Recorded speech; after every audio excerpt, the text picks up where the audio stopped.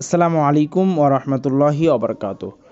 প্রিয় শিক্ষার্থী দিনী ভাই ও বোনেরা, নবম পর্বে আমরা শিখব নোক্তাওয়ালা হরফ 15টি। যে হরফের মধ্যে উপরে বা নিচে এক বা একাধিক ফোঁটা বা নোক্তা আছে সেই হরফগুলো আমরা পড়ব।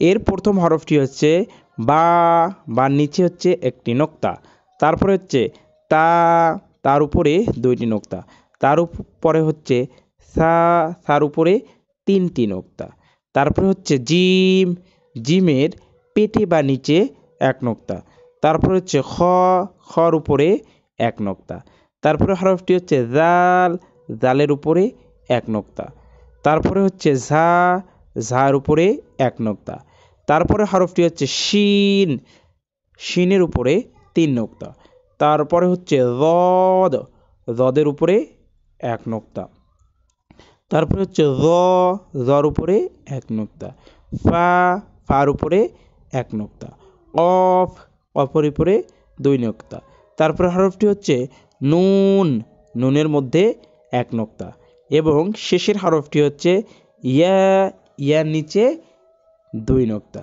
প্রিয় শিক্ষার্থী দিনী ভাই ও বোনেরা, আমাদের এই কোর্সটিতে আপনারা সকল ভিডিওগুলো সিরিয়াল অনুযায়ী পেয়ে যাবেন।